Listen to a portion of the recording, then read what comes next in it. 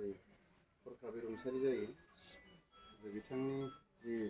रुंसारि जानायाव सारा बर' हारि दुलाराय बर' हारि लोगोसे महरगिरिफोरनि गेजेराव मोनसे दुखुनांथाव मनेस्वर ब्रह्म बिथांनि श्राद्धनि दिनाव बिथांखौ मान बावनो आरो बिथांखौ गोसोखांनायाव बाहागो लाफैनो हानाय दुलाराय बर' फरायसा आफादनि आफादगिरि दिपेन बर' बिथां, जोंनि रायजो सभानि एमपि रोंगोरा नार्जारी बिथां आरो शंकरदेव कलाक्षेत्रनि सन्मानीय आमार सम्पादक सुदर्शन ठाकुर डांगरिया आरो बाहागो लानो हानाय बर' कछारी काउन्सिलनि डिपुटि चिफ बिथां आरो गासैबो आलासि बिथांमोन, मनेस्वर ब्रह्म बिथांनि अनजालि बिसि आरो फिसाला आरो गासैबो न'खरनि सोद्रोमा नोंथांमोन, आं गिबियावनो बिथांनि सोरगोआरि जिउ सोलेरनि खाथियाव आंनि खुलुमनाय आरो सिबिनायखौ बावहरदों। जोंनि सरकारनिफ्राय मोनसे एनाउन्समेन्ट दङ, बेखौ आङो आदाखौ फरायनो थाखाय खावलायग्रोबाय। आच्चा, मानगोनां चिफनि जानानै आङो मान बिलाइखौ फरायनो गसंबाय। बावनाय। खुलुमनाय गेदेमा मनेस्वर ब्रह्म नोंथां, बर' हारिनि आगोमा महरगिरि, लंथाइगिरि आरो हारिनि थरसे हाथरखि गेदेमा मनेस्वर ब्रह्मनि 22 नभेम्बर 2024 अक्ट'खालि 57 बोसोर बैसोआव हरखाबै रुंसारि जानायाव जों गोथौ दुखु फोरमायो आरो बिथांनि जिउमानि थाखाय आनान गसाइनाव आरज खालामो। लोगोसे दुखुथिया न'खरनि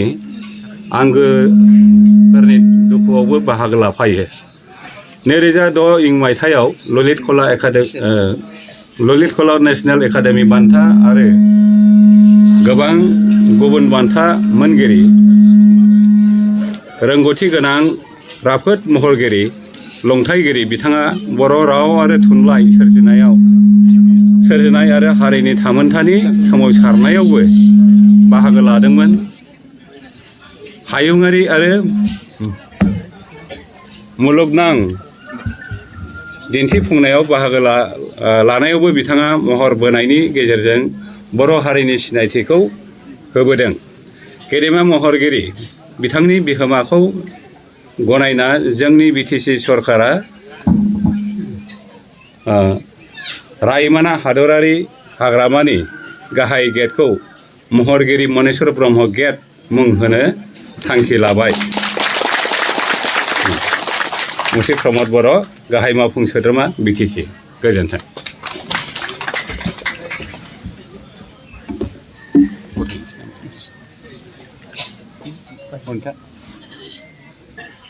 सोरजि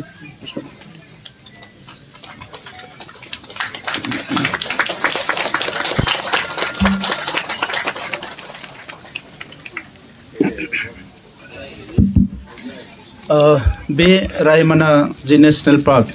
बिनि गेटनि डिजाइनखौ बिथाङानो खालामदोंमोन। दा बेनिखायनो जिहेतु जों रावबो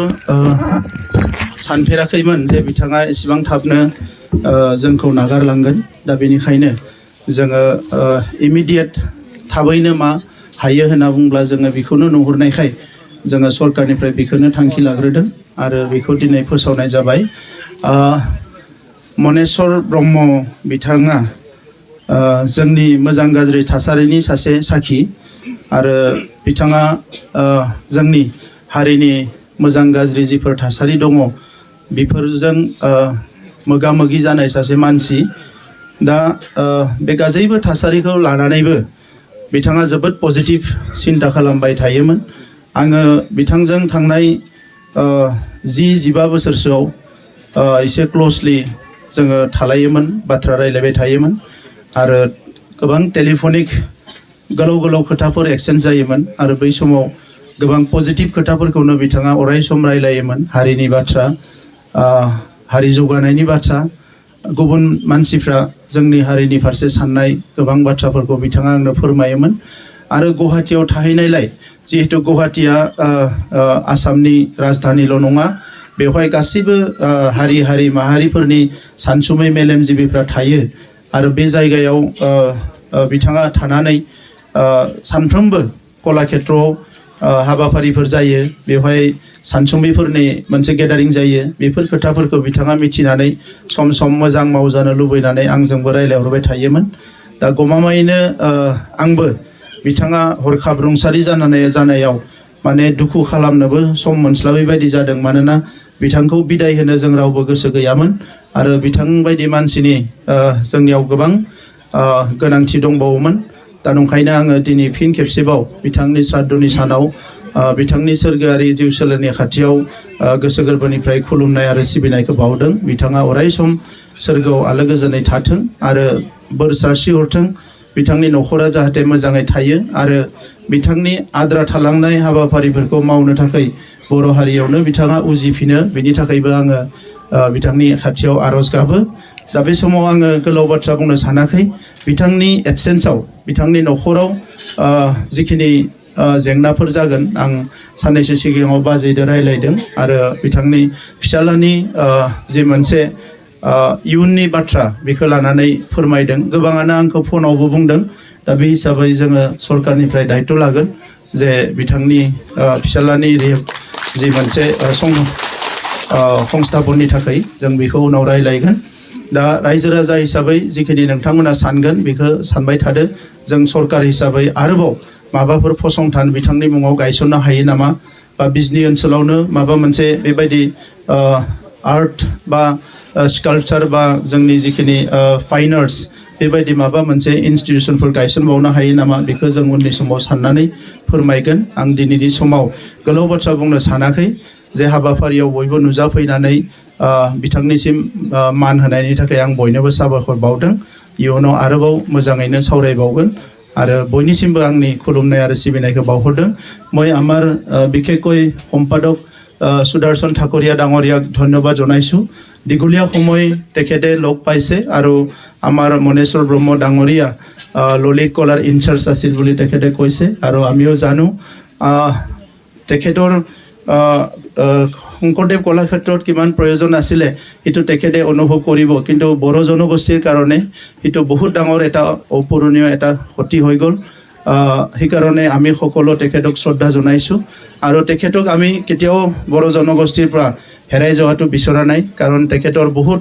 আশা আকাংক্ষা আৰু বহুত চিন্তা আছিলে আৰু বহুত সৃষ্টি কৰাৰ কাৰণে আৰু আমাকো বহুত কিবা কিবি কৰাটো তেখেতে বিচাৰিছিলে সেইকাৰণে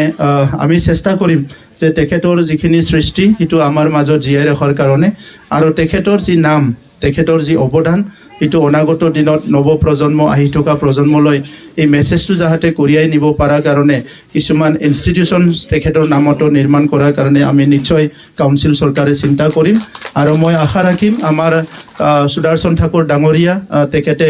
যেহেতু এটা বহল ফিল্ডত কাম কৰি আছে নিশ্চয় আমাক গাইড কৰিব যে তেখেতৰ নামত কি অনুষ্ঠান কৰিলে ভাল হয় আৰু যেহেতু বড়োলেণ্ড অঞ্চলত